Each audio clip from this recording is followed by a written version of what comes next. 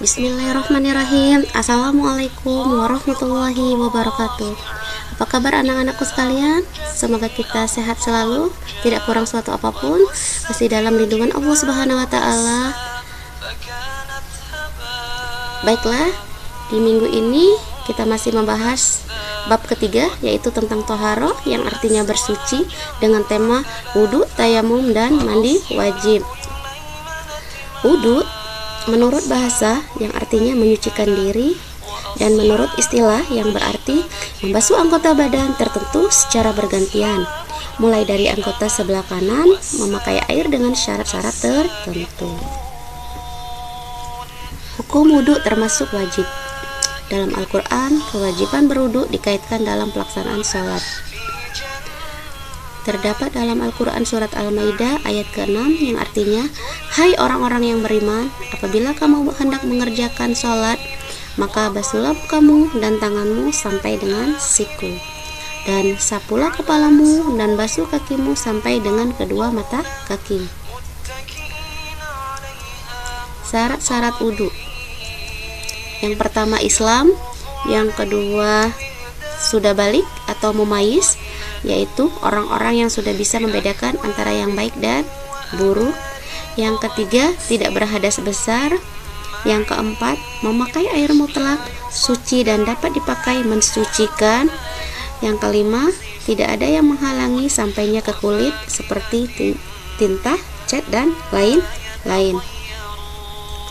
Rukun-rukun wudhu. Yang pertama, niat. Yang kedua, membasuh muka dengan merata. Yang ketiga, membasuh tangan sampai dengan kedua siku dengan merata. Yang keempat, mengusap sebagian kepala. Yang kelima, membasuh kaki sampai dengan kedua mata kaki dengan merata.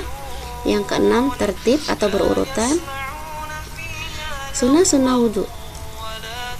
Yang pertama, memakai siwak atau menggosok gigi sebelum berwudhu. Kedua, membaca basmalah, dimulai dari pertama mencuci kedua telapak tangan. Yang ketiga, mencuci kedua telapak tangan. Keempat, berkumur 3 kali.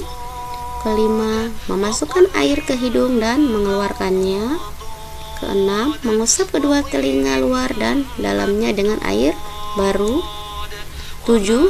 Membasuh jenggot yang tebal atau memasukkan air wudhu ke dalam sela-sela jenggot dengan jari-jari tangan. 8. Mencuci sela-sela tangan dan kaki. 9. Mendahulukan yang kanan sebelum yang kiri. 10. Membasuh dan mengusap semua anggota wudhu 3 kali. 11. Melebihi pengusapan kepala, begitu pula kedua tangan sampai ke atas siku dan kaki sampai di atas mata kaki. 12. Membaca doa setelah wudhu. Pembatal wudhu, yaitu keluar sesuatu dari kubul atau dubur. Contohnya, buang angin, buang air kecil, buang air besar. Terus, hilang akal. Contohnya, gila, pingsan, tidur, dan mabuk. Seterusnya, bersentuhan kulit laki-laki dan perempuan yang buka muridnya. Yang terakhir, menyentuh kubul atau dubur dengan telapak tangan. Niat wudhu, yang artinya aku niat berwudhu untuk menghilangkan hadas kecil fardu karena Allah. Doa sesudah wudhu, yang artinya aku bersaksi tiada Tuhan melainkan Allah yang tunggal, tiada sekutu baginya, dan aku bersaksi bahwa Nabi Muhammad Sallallahu Alaihi Wasallam adalah hambanya dan utusannya. Ya Allah, jadikanlah aku orang yang ahli tobat, dan jadikanlah aku orang yang suci, dan jadikanlah aku dari golongan hamba-hambamu yang soleh. Tayamum. Tayamum secara bahasa yang artinya menyengaja, sedangkan secara istilah syara, mengusap wajah dan kedua tangan dengan debu yang suci dengan cara yang khusus sebagai ganti wudhu ataupun mandi besar. Yang boleh dijadikan alat tayamum adalah tanah yang suci yang ada debunya, pasir halus, pecahan atau batu halus. Seseorang diperbolehkan bertayamum. Yang pertama, orang mukmin yang tidak mendapat air.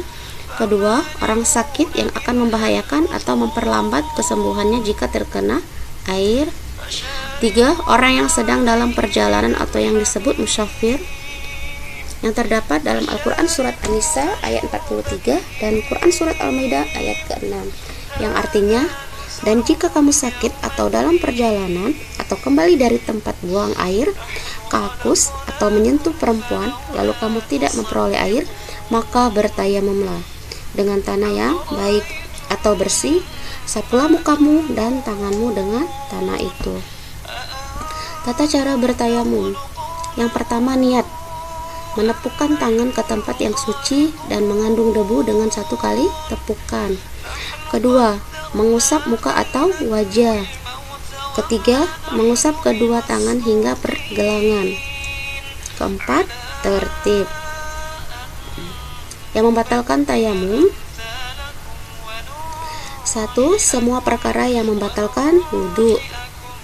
Kedua, mendapatkan air sebelum sholat bagi yang boleh bertayamum karena ketiadaan air.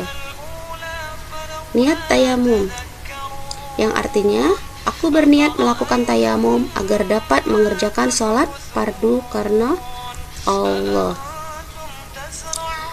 Doa sesudah wudhu. Aku bersaksi tidak Tuhan melainkan Allah yang tunggal, tiada sekutu baginya, dan aku bersaksi bahwa Nabi Muhammad SAW adalah hambanya dan utusannya. Ya Allah, jadikanlah aku orang-orang yang ahli taubat, dan jadikanlah aku orang yang suci, dan jadikanlah aku dari golongan hamba-hambamu yang soleh. Mandi wajib. Menurut bahasa, mandi besar yaitu al-ghusl atau al-ghusl, yang berarti mengalirnya air pada sesuatu. Mandi wajib adalah mandi dengan cara menyiramkan dan meratakan air ke seluruh tubuh dengan niat menghilangkan hadas besar. Yang artinya, aku berniat mandi besar untuk menghilangkan hadas besar fardu atau wajib karena Allah.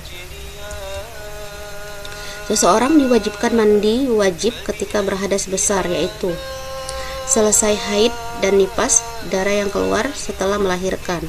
Yang kedua, meninggal dunia kecuali mati syahid.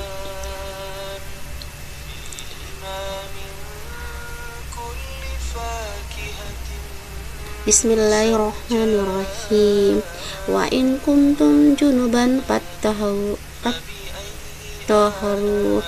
Jika kamu junub, maka mandilah. Quran Surat Al-Maidah ayat ke-6. Dan terdapat juga dalam Quran Surat An-Nisa ayat 43 yang artinya, jangan pula hampiri masjid sedang kamu dalam keadaan junub. Rukun mandi wajib. Yang pertama, niat, yakni dengan niat menghilangkan hadas besar atau niat mandi besar atau mandi janabah. Terus menghilangkan najis yang ada pada tubuh. Selanjutnya, meratakan air ke seluruh tubuh atau rambut dan kulit. Sunnah mandi wajib: membaca basmalah, melakukan wudhu sebelum mandi besar atau mandi janabah, membasuh kedua telapak tangan, menyiram air ke seluruh tubuh, menyiramkan air ke kepala sampai ke kulit rambut. Hikmah taharah. Yang pertama, membiasakan diri hidup bersih, menciptakan suasana nyaman dan indah, menjaga kesehatan tubuh dan lingkungan, hati menjadi bersih dan disukai oleh Allah Subhanahu wa Ta'ala.